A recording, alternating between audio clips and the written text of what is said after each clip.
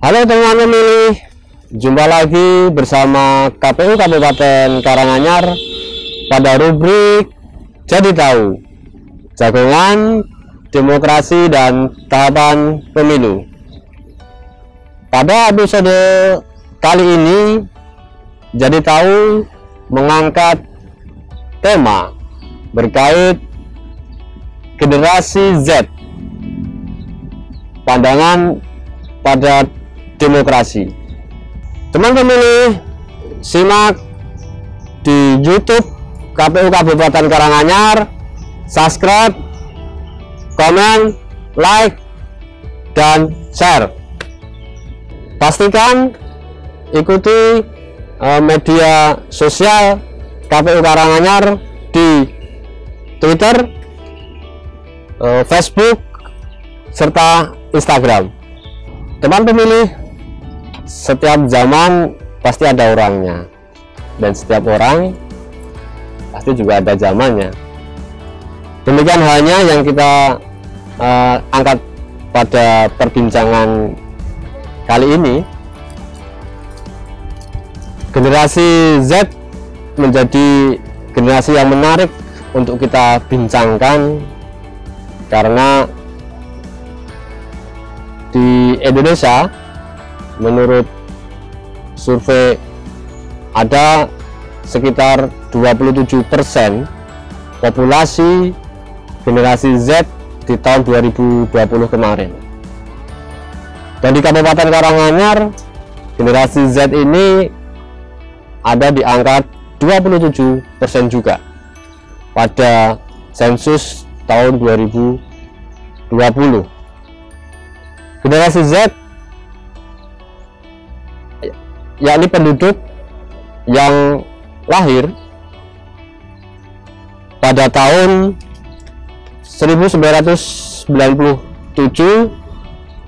sampai 2012. Generasi ini sangat potensial sekali dalam hal suksesi di pemilu 2024. KPU Kabupaten Karanganyar, dan kebetulan di bulan Agustus ini masih ada semangat kemerdekaan. Sebelumnya kita petikkan kemerdekaan terlebih dahulu. Merdeka! Sahabat pemilih, di tengah kita sudah hadir tokoh sekaligus ini pengajar dan bisa dibilang sosiolog di Universitas 11 Maret ini. Beliau Bapak Ahmad Romdon, Sos MSI, dan dalam hal mengupas generasi Z ini, beliau memiliki kompeten dalam hal keilmuan sosiologinya. Maka ini menarik kita bincangkan bersama-sama kita di acara Jagongan Demokrasi. Sebelum masuk pertanyaan, perkenankan Pak Romdon ini juga kebetulan menjadi warga Karanganyar yang beralamat di Desa Ngringu, Jaten. Selamat pagi Pak Romdon. Pagi Mas Maksum dan teman-teman semuanya. Sehat? Siap. Alhamdulillah. Karena sehat ini menjadi hal yang kita perjuangkan bersama untuk mengakhiri pandemi yang saat ini masih berlangsung. Pak Romdon, ini fenomena yang menarik kita bincangkan untuk menuju pemilu 2024, yang mana pemilu 2024 itu juga hal yang baru, karena pemilu dalam satu tahun berbarengan dengan pemilihan kepala daerah di tahun 2024 itu. Dan kebetulan bangsa Indonesia mendapatkan bonus demografi terkait dengan usia kependudukan, yang mana usia generasi Z ya, yang lahir di tahun 97 sampai 2012 ini, yang nanti memiliki hak pilih, ini memiliki angka 27% dari komposisi penduduk. Maka menarik untuk kita bincangkan, tidak hanya bagi penyelenggara saja, mungkin para pihak juga akan tertarik dengan fenomena generasi Z ini yang cukup dominan di populasi di Indonesia. Pak Ramdan, seperti apa sih potret generasi Z di Indonesia ini? Oke, bagian yang paling penting untuk memahami konteks dari kurang lebih 2 dekade reformasi menurut saya adalah titik tolak di mana ada perubahan transisi di akhir 97, ada krisis ekonomi, kemudian berimbas pada krisis politik, dan generasi ini lahir. Itu catatan akhir dari sebuah generasi politik yang disebut dengan Orde Baru. Nah, titik itu menjadi penanda akhir sebagai gelombang demokrasi, dan kemudian kita memasuki sebuah gelombang demokrasi besar sesudah itu, yaitu reformasi dengan pemilu tahun 99, dan kemudian kita menapak tahapan-tahapan proses demokratisasi jauh lebih masif, jauh lebih baik, dengan banyak catatan. Hari ini kita setidaknya punya fondasi 2 hal. Yang pertama adalah otonomi daerah yang dirilis di tahun 99, dan kemudian pelaksanaan pemilihan kepala daerah yang bersifat langsung dan pusat juga dengan Undang-Undang 32 2004. 2 fondasi ini menjadi modal bagi praktik demokrasi di selepas pemilu 99, kemudian kita menghadapi dan menjalankan dengan sangat baik pemilu di tahun 2004, berlanjut pada kemudian pemilu 2009, berlanjut gelombang yang kemudian diikuti dengan kepala daerah. Hampir semuanya terjadi perubahan. Dalam konteks itu, generasi ini lahir. Generasi yang lahir dalam sebuah gelombang demokrasi yang sangat masif, luar biasa, bahkan kita sebut sangat liberal. Polarisasi terjadi di mana-mana, dan bagian penting dari proses generasi ini adalah dia lahir dalam atmosfer teknologi informasi yang sedemikian masif. Dalam konteks itulah generasi ini ada, dan kemudian generasi ini menghadapi PR-PR ke depan, termasuk problem dan tantangan di pemilu tahun 2024. Saya memilih melihat potret generasi Z yang disampaikan Pak Ramdan tadi,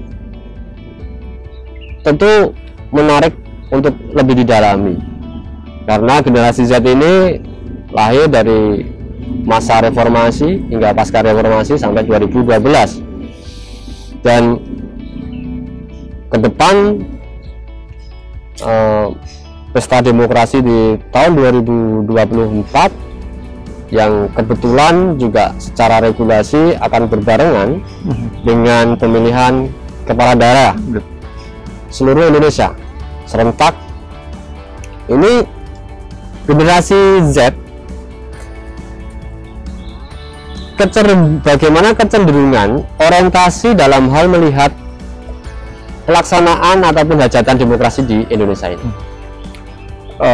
Yang spesifik yang membedakan generasi ini dan sebelumnya adalah tadi pengalaman memahami demokrasi yang tidak bisa komparatif.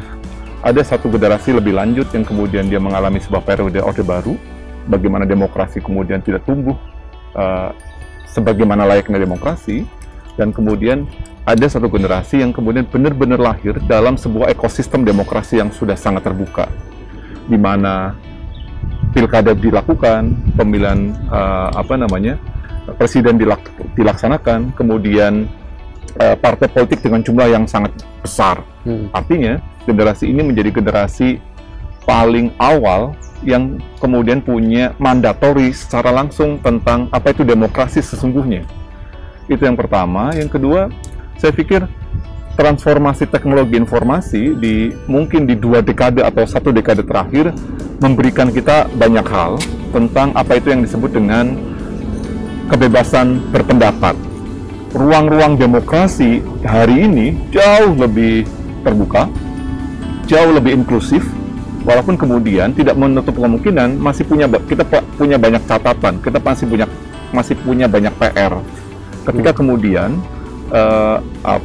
problem-problem internal partai politik misalnya itu selalu jadi persoalan. Kemudian catatan lain misalnya praktek korupsi secara nasional dan di daerah itu juga menjadi problem berikutnya. Mau nggak mau kemudian demokrasi harusnya menjadi bagian dari upaya merespon itu semua. Dan generasi Z, saya pikir dia punya PR besar, punya tantangan untuk memastikan apakah gelombang demokrasi yang kemudian sudah kita lalui bertahap mulai dari pemilu 2004, 2009, kemudian 2014, 19, dan seterusnya, termasuk putaran-putaran pilkada, dia harus bergerak jauh lebih progresif untuk kemudian dihindarkan dia tidak bergerak mundur ke belakang. Karena catatan mundur ke belakang pada praktik demokrasi Orde Baru, saya pikir catatan yang tidak perlu kita ulang. Itu kenapa kemudian ruang-ruang dialog harus dibuka, partisipasi aktif generasi ini menjadi penting, termasuk kemudian menjadikan edukasi politik sebagai ruang bersama yang ia kemudian ditopang oleh semua pihak, bukan hanya penyelenggara pemilu atau kemudian partai politik, tapi semua orang bisa terlibat dalam proses pendidikan politik. Dan saya pikir itu kata kunci untuk memastikan kita memasuki arah demokrasi dengan bagus.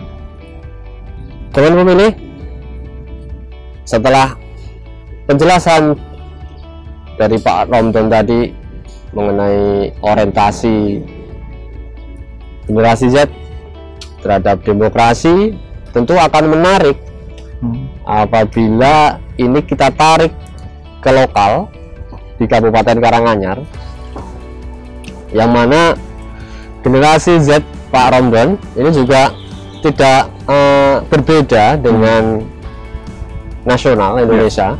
Sensus 2020 generasi Z di Kabupaten Karanganyar ini juga sekitar 27%-an di populasi yang ada di penduduk di Kabupaten Karanganyar. Partisipasi dan edukasi politik menjadi hal yang penting ketika berbincang demokrasi dan generasi Z. Nah, ini fenomena di Kabupaten Karanganyar kaitannya generasi Z ini menurut Pak Romdon seperti apa?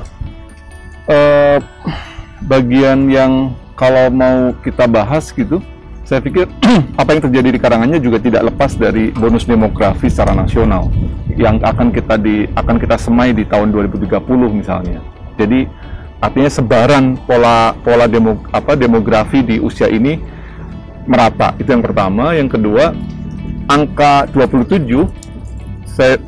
itu yang kemudian kita catat di tahun ini, dan kemudian kita akan mendapatkan bonus kenaikan angka itu di 2-3 tahun ke depan, dan itu kemudian menjadi salah satu penanda bahwa kemudian mengafirmasi generasi ini menjadi penting, memastikan bahwa generasi ini terlibat dalam sebuah proses politik yang menempatkan mereka sebagai subjek itu tidak bisa dihindarkan. Tentu situasi ini tidak hanya dimandatkan sepihak pada mereka, tapi juga memungkinkan dibangun sebuah ruang dan ekosistem yang memadai. Partai politik harus kemudian mengafirmasi generasi ini. Institusi pendidikan memastikan bahwa kemudian demokrasi, pendidikan politik, kesadaran politik itu kemudian semakin luas, termasuk juga ia ditopang oleh sebuah situasi di mana teknologi menjadi jembatan. Hari ini ruang dialog antara partai politik dengan publik, saya pikir media informasi menjadi fasilitasinya. Ia bukan hanya media informasi yang konservatif, koran, televisi, dan seterusnya. Hari ini semua media sosial kemudian digunakan menjadi jembatan untuk memastikan pesan-pesan politik itu sampai. Termasuk juga sebaliknya. Kritik sebalik dari praktik kerja-kerja demokrasi itu juga dilakukan dengan sangat masif di media informasi. Saya pikir kita bisa dengan mudah menemukan sama seperti KPU menggunakan teknologi dengan Facebook, dengan Twitter, dengan Instagram, dengan YouTube, kemudian ia menjadi sebuah ruang baru untuk memastikan bahwa partisipasi aktif bukan hanya ada di sebuah periode di pelaksanaan pemilu menggunakan hak pilih, tapi juga ia menjadi sebuah praktik demokrasi yang sehari-hari itu memungkinkan mereka terlibat.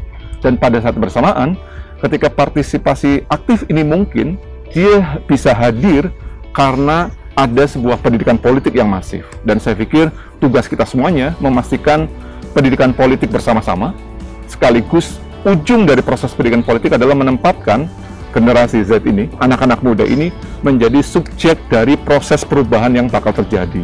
Ia bakal terjadi di Karanganyar, dan otomatis signifikan dia akan merubah berbagai kecamatan yang ada di Karanganyar.